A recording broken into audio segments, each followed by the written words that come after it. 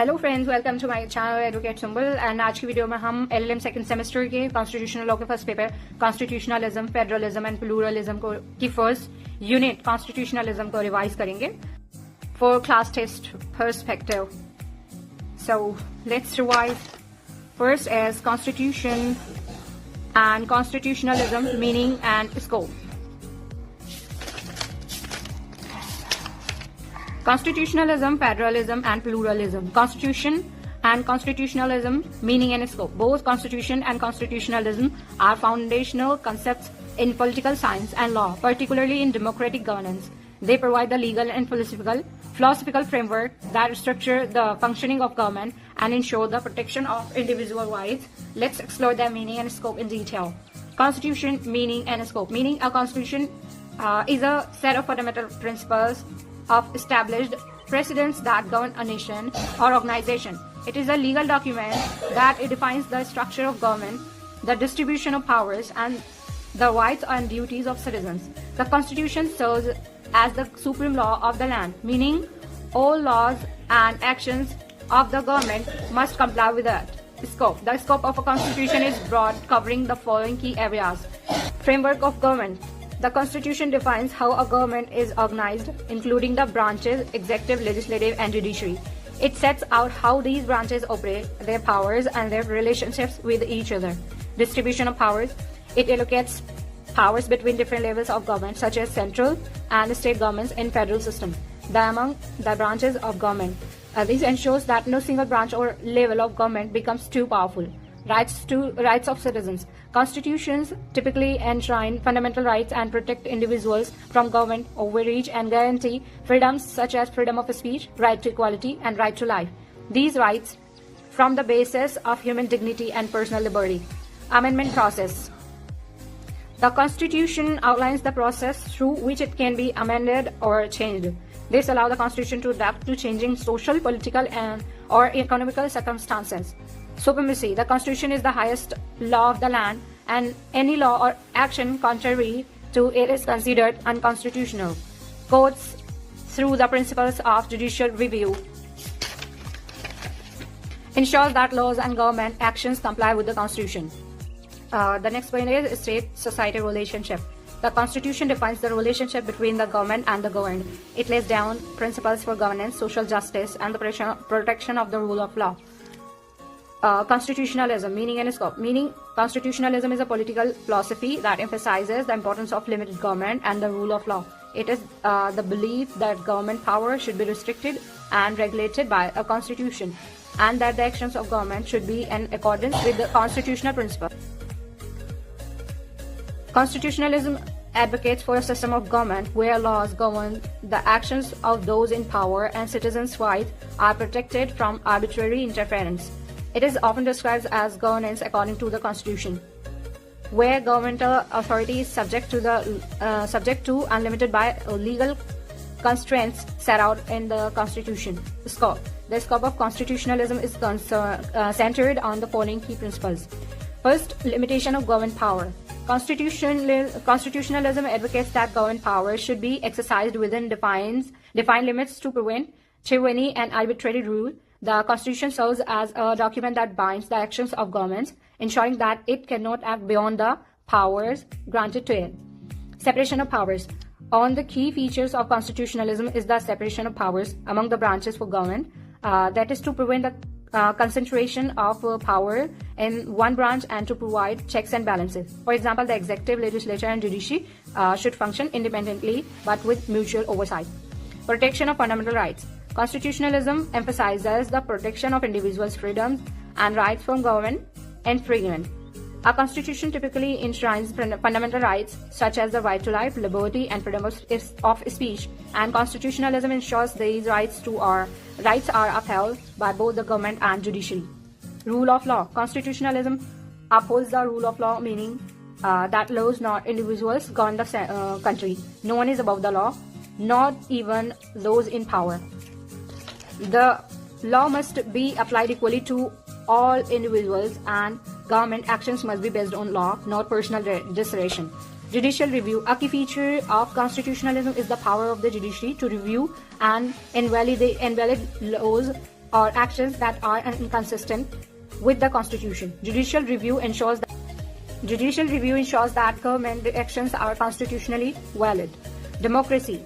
Constitutionalism ensures democratic governance. It upholds the principle that government is derived from the will of the people, and it ensures the protection of democracy through free elections, freedom of speech, and civil liberties. Accountability and transparency. Constitutionalism also calls for mechanisms that ensures that accountability of the government to the people. These mechanisms include free press, independent judiciary, and civil society participation in governance. Let's talk about difference between Constitution and Constitutionalism.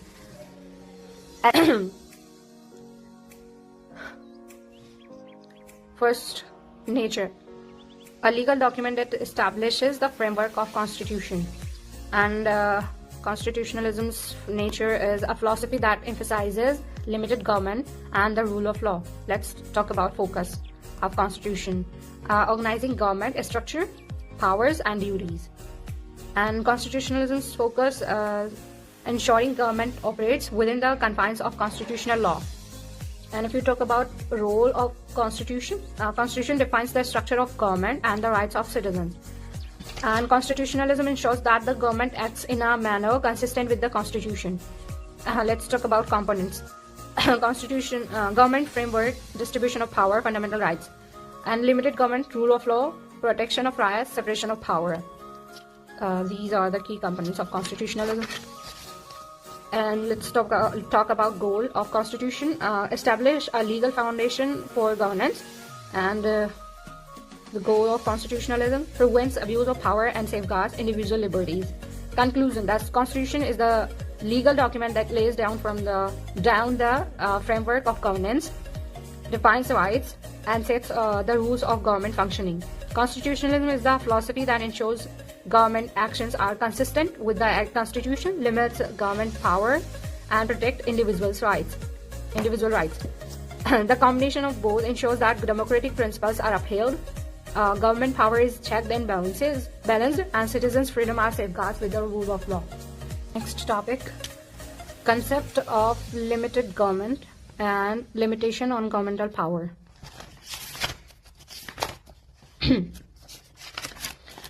Concept of limited government. The concept of limited government refers to a political system in which the powers of government are restricted by law, usually through a constitution, in order to protect the individual rights of citizens and prevent the concentration of power in the hands of a single authority.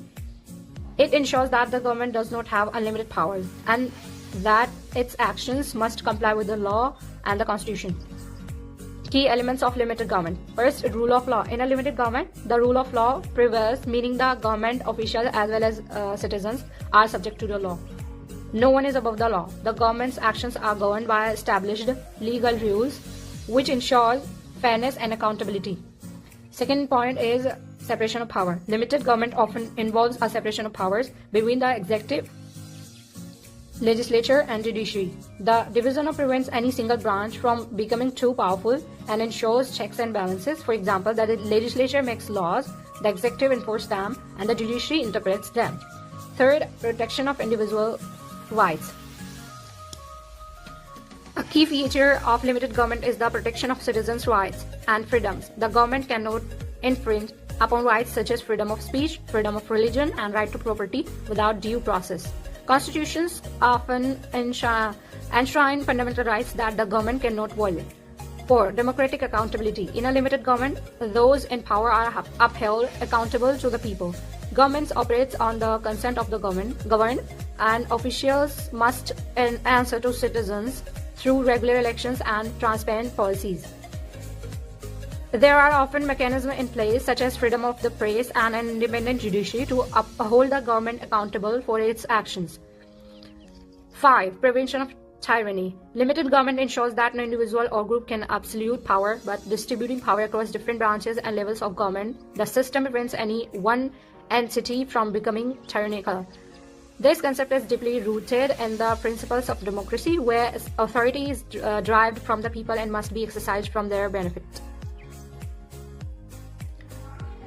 Judicial review. One mechanism that enforces limited government is judicial review, where courts have the power to review the actions of the executive and legislature to ensure that they are in compliance with the Constitution. Courts can strike down unconstitutional laws or executive actions, thus safeguarding the limits placed on government power. Principles of limited governments. First, constitutional constraints. A constitution sets boundaries on government power, clearly outlining the powers granted to the government and the protection available to citizens. This may include a Bill of Rights or a Charter of Rights that guarantees civil liberties. 2. Checks and balances. The separation of powers ensures that no one branch of government has unchecked power. Each branch has the ability to check the others. For example, the legislature can pass laws, but the executive can veto them, and the judiciary can rule them unconstitutional. Decentralization of power.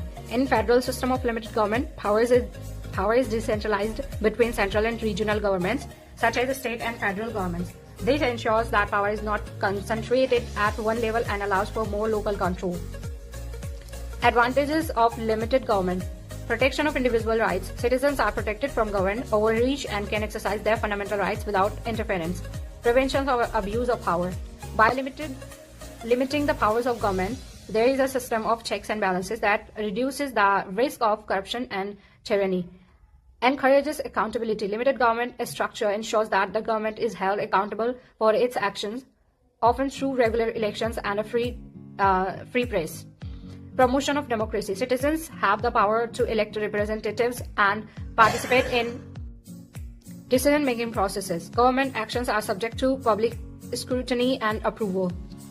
Now let's talk about limitations of limited government.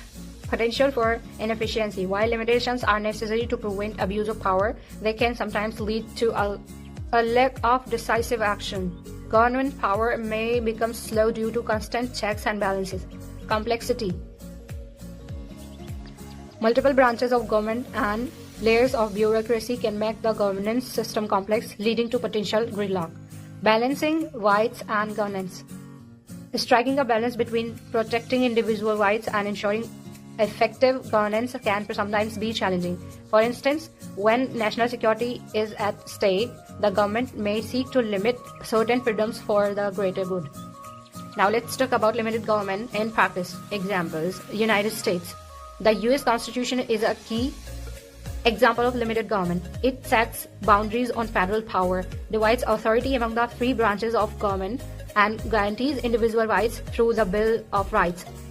India's constitution establishes a limited government by outlining the power of the central government and states, providing the fundamental rights of citizens and allowing judicial review of laws. United Kingdom, unwritten constitution. The UK, through having an unwritten constitution, operates under the principles of limited government through parliamentary sovereignty, the protection of civil liberties, and the role of the judiciary in reviewing laws. Conclusion. The concept of limited government is centered to democratic systems, ensuring the power is not concentrated in the hands of a few. It protects individual freedoms, promotes accountability, and maintains a balance between the government's role in society and the rights of citizens. By adhering to the rule of law, limiting the reach of government, and enforcing checks and balances, limited government helps prevent the abuse of power and fosters a system of freedom and justice. Next, limitations on government power. The concept of limitations on government power is essential in ensuring that no branch or level of government becomes too powerful or abuses its authority. These limitations are key features of constitutionalism and are often outlined in the Constitution or other foundational legal documents. The purpose of these limitations is to protect individual rights, ensure accountability, and maintain a balanced and just system of governance. Key limitations on government power. Constitutional boundaries. The Constitution often sets out specific powers that the government can exercise and the limits on those powers.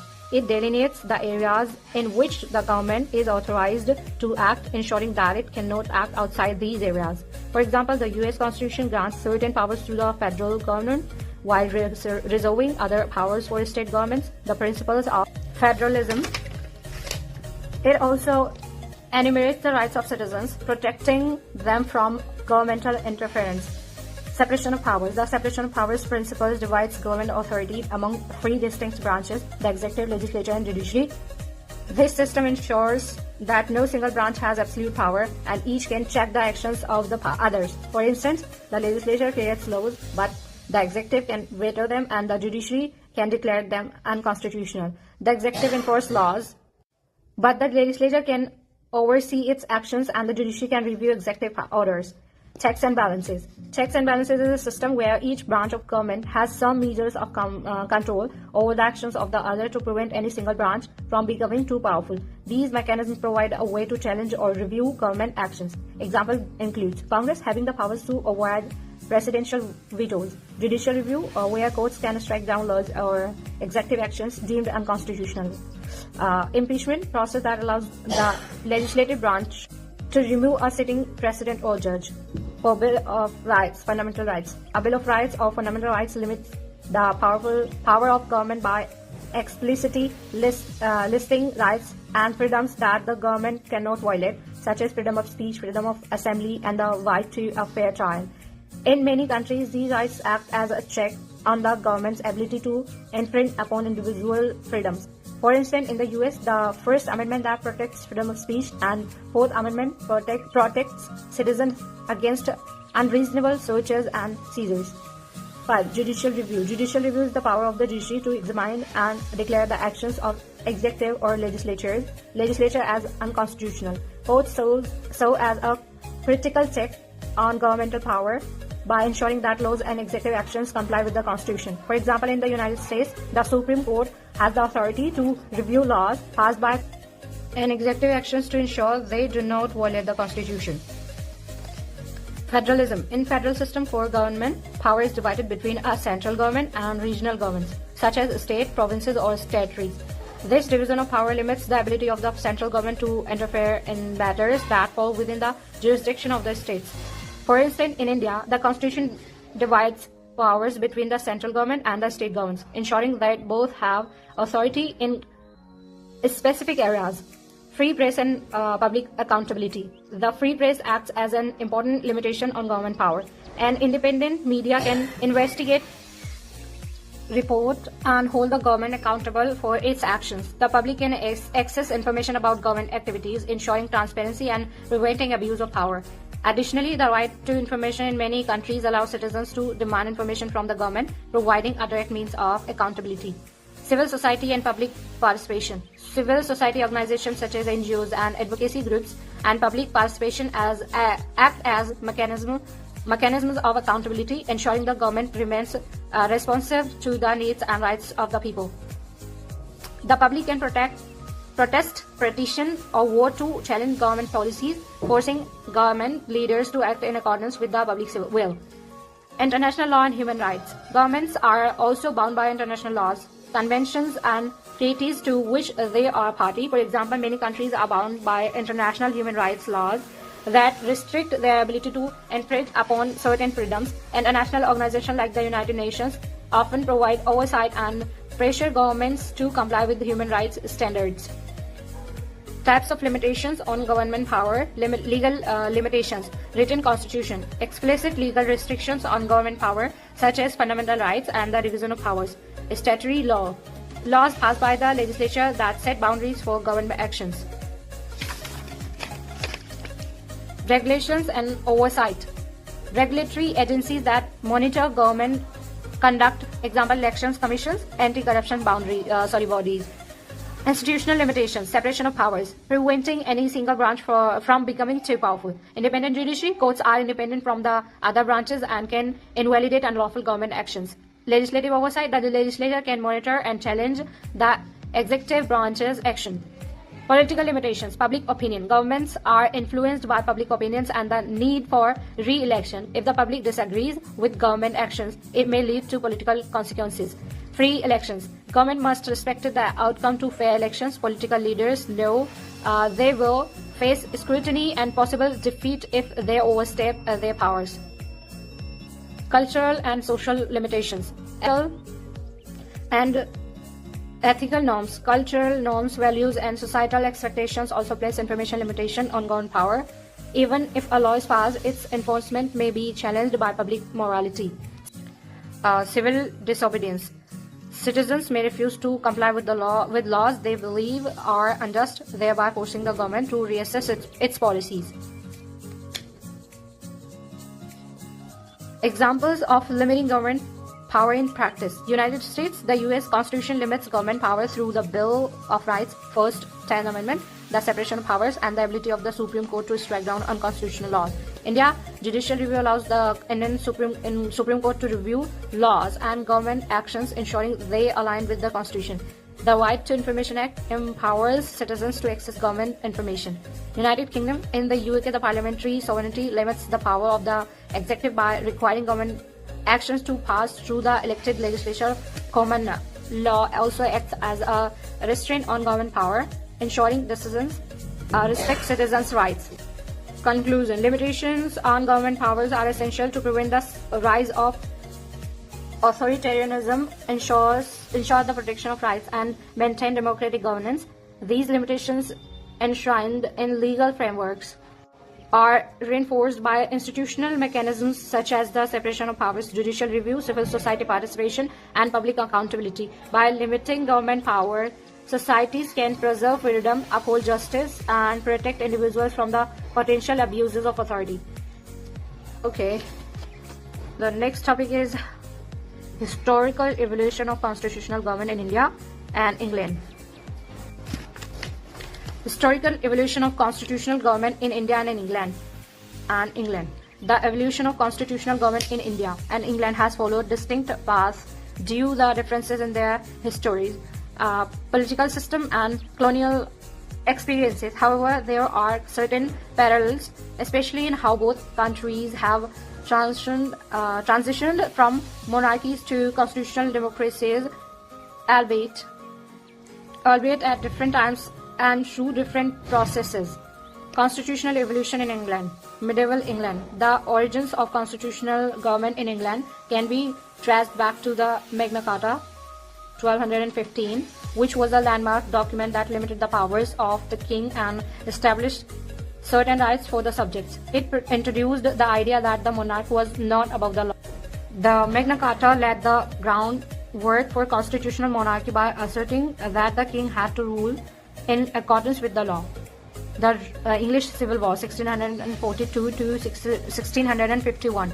The conflict between King Charles I and Parliament over issues for royal prerogative and governance led to the English Civil War. The war resulted in the execution of King Charles I and the establishment of the Commonwealth of England under Oliver Cromwell. The period marked a significant shift towards parliamentary supremacy and away from the absolute monarchy that had been in place for centuries.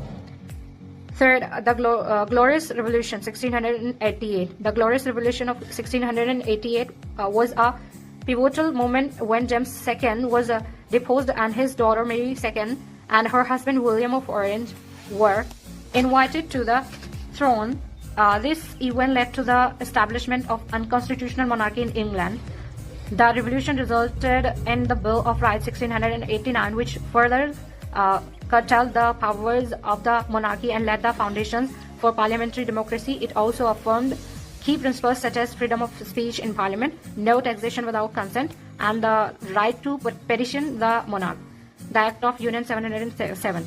The Acts of Union in 707 united England and Scotland to form the Kingdom of Great Britain. This was a significant step towards the consolidation of the British state under a unified constitutional structure. The Reform Acts 1832 to 1867. The Reform Act of 1832 marked the beginning of gradual democratic reforms. It expanded the electorate by extending voting right to more people, though it was still limited. Subsequent Reform Act, example in 1867 and 1884, progressively widened suffrage and worked towards a more representative democracy. The Representation of the People Act 1918. After World War I, the Representation of the People Act of 1918 significantly extended voting rights to women and men, though still with some restrictions, marking the beginning of a near universal suffrage in Britain. The Parliament Acts 1911 and 1949. The Parliament Act of 1911 limited the powers of the House of Lords, asserting the supremacy of the House of Commons in legislative matters.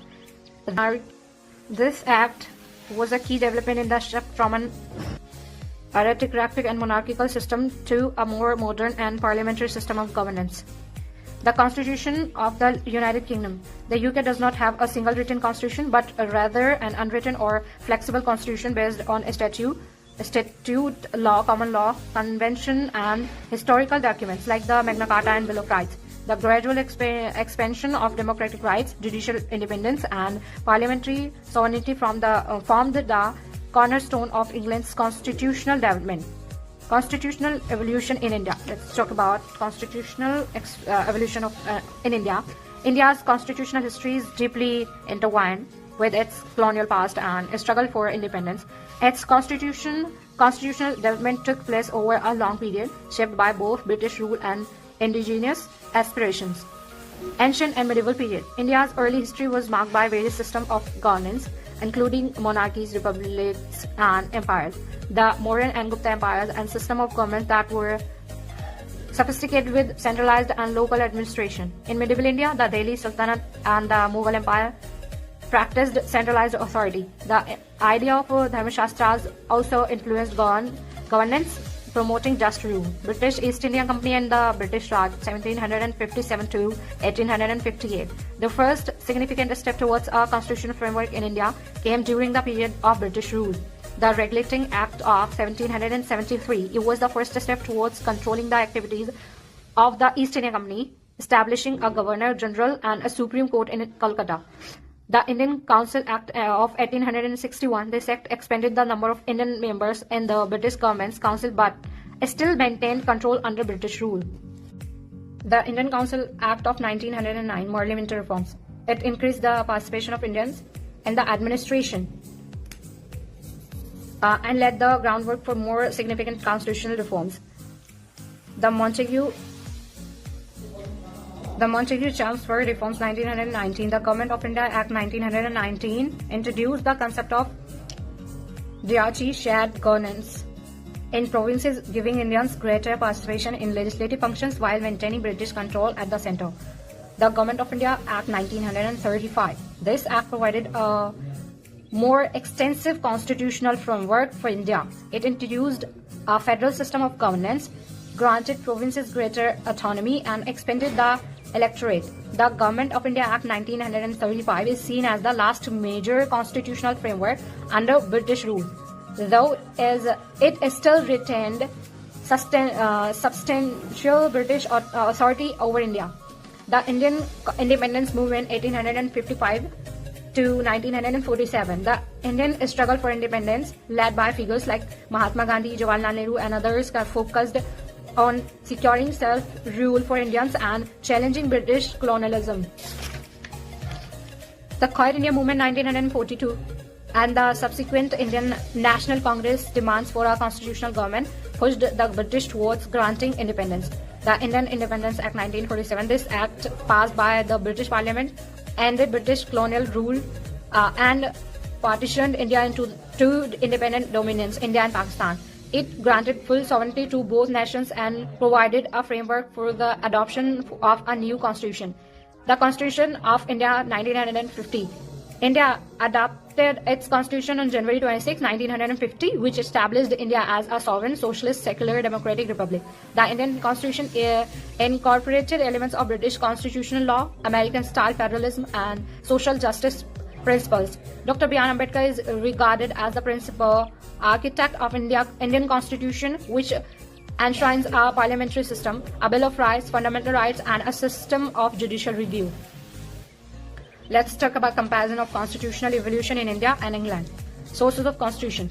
England, the UK Constitution is unwritten, based on historical documents, example Magna Carta, statutes, common law, and conventions. India adopted a written constitution in 1950, which is the supreme law of the land and provides detailed structures of governance. Monarchical versus republic. England transitioned from a monarchical system to the constitutional monarchy with parliamentary supremacy. India became a republic after gaining independence with no monarchy and a democratic federal system. Gradual versus revolutionary change. In England's constitutional evolution was gradual, with changes happening over centuries. India's constitutional evolution was marked by a revolutionary change with the end of British colonial rule and the adoption of a new constitution. Role of colonialism. In England was the colonial power, shaping its own constitutional framework. India's constitutional evolution was significantly shaped by British colonial rule and its subsequent struggle for independence. Conclusion. The constitutional histories of India and England reflect their unique political traditions and historical contexts. England's gradual evolution towards constitutional monarchy and parliamentary democracy contrasts with India's journey, with culminated in a written republican constitution after a protracted freedom struggle.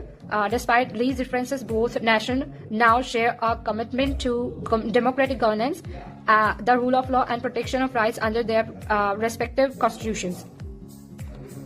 Okay, next topic is rule of law. Concept and new horizons, separation of powers, concept and accountability to India and England. Concept of rule of law. The rule of law is a fundamental principle of governance that asserts that all individuals, including the government itself, are subject to and accountable under the law. It emphasizes that laws should govern a nation as opposed to arbitrary decisions by individual government officials. The rule of law is essential for the protection of rights, justice, and democracy. Key elements of the rule of law. Supremacy of law. The law is supreme and no one, regardless of their position, is above it. This means that even government officials, including heads of state, must adhere to the law. Equality before the law. Every individual is equal before the law, meaning that laws should be applied equally without discrimination. It ensures that no individual or group has special privileges over others. Due process. Due process refers to the fair treatment of individuals under the law. It ensures that people are given a fair trial and an opportunity to be heard before any legal action is taken against them. Transparency. Laws and legal processes must be clear, public, and accessible. Citizens must know what the laws are, how they apply to them, and what the consequences are for violating them. Accountability. The government and public officials are accountable under the law. This ensures that those in power cannot misuse their authority without facing legal consequences. Protection of human rights. The rule of law guarantees the protection of basic human rights and freedoms, ensuring that government do not infringe on individual liberties arbitrarily. Historical development of the rule of law. Ancient roots. The idea of the rule of law has ancient origins. For example, in ancient Greece, the concept of the rule of law was emphasized by philosophers like Plato and Aristotle, who saw laws as necessary for the functioning of a just society. In ancient Rome, the development of Roman law contributed to the foundation of the rule of law, which emphasized the importance of legal norms for the regulation of state and social relations. Magna Carta 215. The Magna Carta in England is considered one of the most important historical documents that laid the foundation of the rule of law. It limited the power of the monarch and established the principle that no one is above the law, even the king. Enlightenment thought. The Enlightenment era, 17th and 18th century, saw philosophers like John Locke, Montesquieu, and Jean-Jacques Rousseau advocate for a principle of constitutional government, the separation of powers, and the protection of individual rights, all center to the modern concept of the rule of law. Post-war developments. After World War II, the concept of the rule of law became more formalized in international law. The United Nations and other international bodies established frameworks that emphasized the importance of the rule of law for maintaining peace, security, and justice globally. Modern applications. Today, the rule of law is a fundamental principle enshrined in the constitutions and legal frameworks of many nations. It is used to evaluate the fairness of a system of government and the administration of justice. And now let's talk about new horizons of the rule of law. While the rule of law has been central to governance and justice in the 21st century, its concept has evolve to address modern challenges in governance, society, and technology. These new horizons reflect the needs to adapt the traditional understanding of the rule of law to contemporary issues. First, global rule of law and international standards. The rule of law is no longer seen solely as a national issue. There is an increasing global dimension. International bodies like the United Nations, International Criminal Courts, ICC, and World Trade Organization, WTO, promote the idea that the rule of law should be upheld in global governance. International human rights law. Universal Declaration of Human Rights reinforced the global expectations that all nations should uphold the rule of law, ensuring protection of human dignity and justice for all people. Access to justice and legal inclusion. The modern application of the rule of law emphasizes access to justice for all individuals, particularly marginalized groups. Many societies are focusing on expanding access to legal remedies, whether through legal aid, pro bono services, and alternative dispute resolution mechanisms. Social justice. Movements also focus on making the legal system more inclusive, ensuring that it does not favor particular groups over other, addressing gender, racial, and economic inequalities. Technology and the rule of law. The rapid advancement of technology has posed new challenges to the rule of law, such as the regulation of cybercrime, data privacy, and the use of artificial intelligence (AI) in legal systems. Digital governance and cybersecurity laws are becoming increasingly important as government struggle to balance innovation with the protection of individual rights in digital age. The rule of law in the context of big data, AI, and privacy is an emerging frontier while legal frameworks must adapt to ensure justice in a digital society. Environmental law and sustainable development. The principle of the rule of law is being increasingly applied to environmental protection and sustainable development. As climate change and environmental degradation become more pressing, legal systems are integrating environmental laws that balance economic development with ecological sustainability. Legal frameworks that promote climate justice, carbon reduction policies, and the protection of natural resources reflect the expanding role of the rule of law in addressing global environmental challenges. Post-conflict reconstruction and rule of law. In post-conflict society, the rule of law plays a critical role in reconciliation, justice, and the rebuilding of democratic governments. International organizations often work to help nations emerging from conflict to establish rule of law institutions, ensuring that justice is served and preventing future conflicts.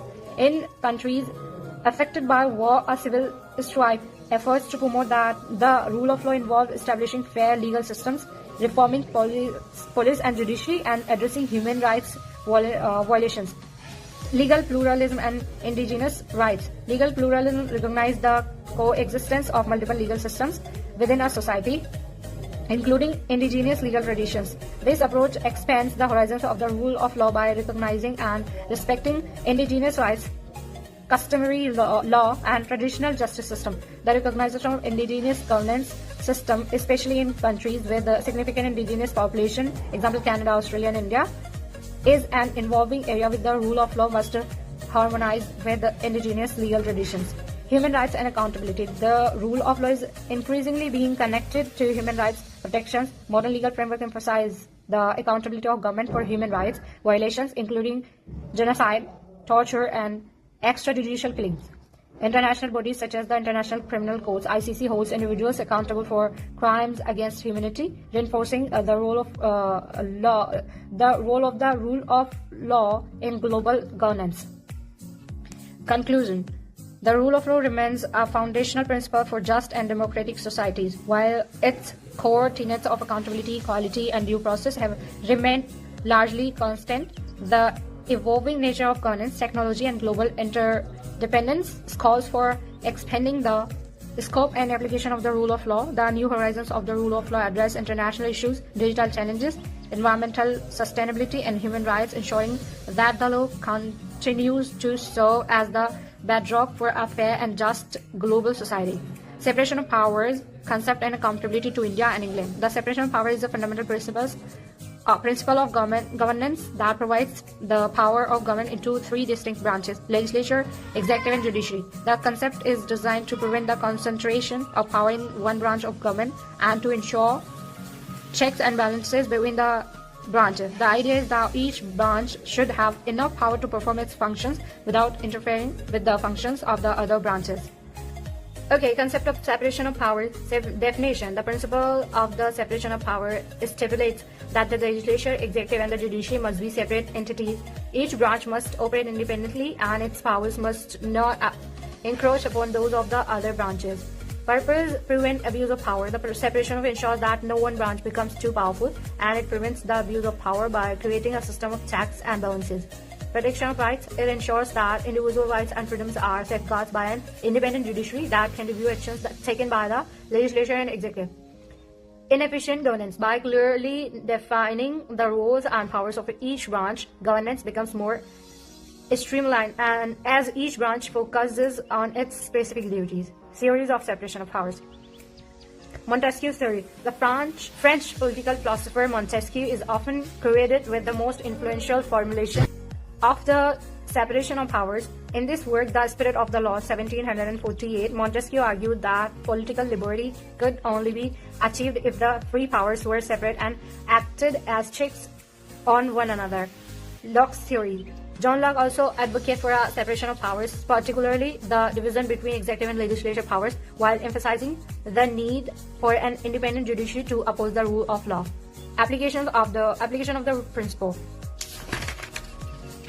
The application of the separation of power varies across different countries depending on the constitutional framework and historical context. Separation of power in India. India follows a parliamentary system of government which is derived from the British model, although there is a clear division of power between the legislature, executive, and judiciary. The system incorporates a fusion of powers, especially between the executive and the legislature. The Indian Parliament is a bicameral consisting of the Lok Sabha, House of the People, and the Rajya Sabha, Council of States. It is primarily responsible for making laws and controlling government spending. While the legislature enacts laws, it must also ensure that the laws respect the Constitution and individual rights. Executive. The President of India is the nominal head of the executive, but the Prime Minister and the Council of Ministers are the actual heads of the executive branch, functioning as the government. The executive's role is to enforce the laws passed by the legislature, and its members are drawn primarily from the legislature. The fusion of powers means that the executive is part of the legislature, which distinguishes India's system from a strict separation of powers. Judiciary. The judiciary in India is independent and plays a crucial role in ensuring that laws and executive actions comply with the Constitution. The Supreme Court of India is the highest court and has the power to review laws passed by Parliament through judicial review to ensure that they do not violate the Constitution. The judicial independence is guaranteed by the Constitution, and the judiciary is expected to remain impartial and free from executive and legislative interference. Fusion of powers. In India, while the executive is separated from the legislature in terms of their functions, it is often composed of members from the legislature. The Prime Minister and Council of Ministers are typically MPs. This creates a fusion of powers between the executive and legislature, characteristics of a parliamentary system. Checks and balances. The system of checks and balances in India ensures that no one branch exceeds its power. The judiciary has the power to review laws and executive actions to ensure their constitutionality. The legislature can check the executive by holding it accountable through parliamentary procedures like questioning ministers and holding votes for no confidence. The executive is accountable to the legislature, especially the Lok Sabha. Separation of powers in England. The United Kingdom operates under a parliamentary system as well, but with a less rigid separation of powers. In fact, the UK follows a fusion of powers, particularly between the executive and legislature. The Parliament of UK consists of two houses, the House of Commons, elected members, and the House of Lords, appointed by the hereditary members. Parliament is responsible for passing laws and scrutinizing the work of the government. In the UK, the Prime Minister and the Cabinet Executive are drawn from the House of Commons, meaning that there is a fusion of powers between the executive and legislature. Executive. The executive is headed by the Prime Minister and includes members of the Cabinet. The Prime Minister is typically the leaders of the majority party in the House of Commons, and the executive is closely tied to the legislature. The government is formed from Parliament, and the Prime Minister must maintain the confidence of the House of Commons to remain in office. The monarch. Lastly, Queen Elizabeth II serves as the ceremonial head of the state with the little executive powers. The Prime Minister exercises executive functions on behalf of the monarch, who acts on the advice of the Prime Minister. Judiciary. The judiciary in the UK is independent, but its role is somewhat limited compared to India. The judiciary cannot strike down primary legislation passed by Parliament, as Parliament is sovereign under the doctrine of parliamentary sovereignty. However, the judiciary can review executive actions, enforce human rights through the European Court of Human Rights, and interpret laws passed by the Parliament. Fusion of powers.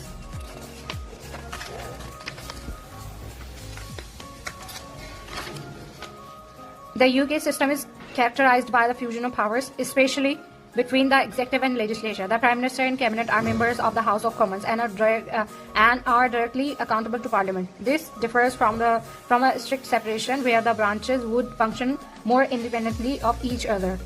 Checks and balances. The executive is accountable to Parliament through questions, debates, and votes of no confidence. The judiciary holds the executive to account in the application of law, though it cannot annul laws made by Parliament. The House of Lords also provides a check on legislation passed by the House of Commons, although its powers are limited by the Parliament Acts. Okay, let's talk about comparison separation of powers in India versus England. Aspect India-England. System of government in India. Parliament with fusion of powers between the executive and legislature. And in England, Parliament with fusion of powers between the executive and legislature. And executive in India, headed by President, ceremonial, and Prime Minister and Council of Ministers. In England, headed by monarch, ceremonial, and Prime Minister with cabinet drawn from Parliament. Legislature in India, bicameral Lok Sabha and Rajya Sabha, and in England, bicameral House of Commons and House of Lords. Judiciary in India, independent and can exercise judicial review. In England, independent but cannot strike down primary legislation due to parliamentary sovereignty. And separation of power in India, clear separation but fusion of powers between executive and legislature.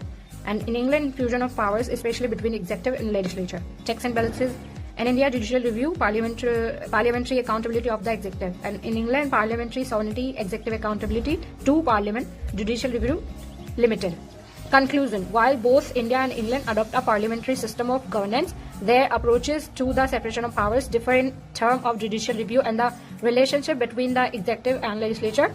India maintains a strong judiciary with the powers to review laws and executive actions for constitutionality. In England, on the other hand, operates under the principle of parliamentary sovereignty, where Parliament's decisions are supreme, and the judiciary does not have the same power to strike down laws passed by Parliament. Despite these differences, both countries emphasize accountability, transparency, and the independence of their respective branches of government, ensuring a system of governance that maintains checks and balances. And we will revise next paper in next videos.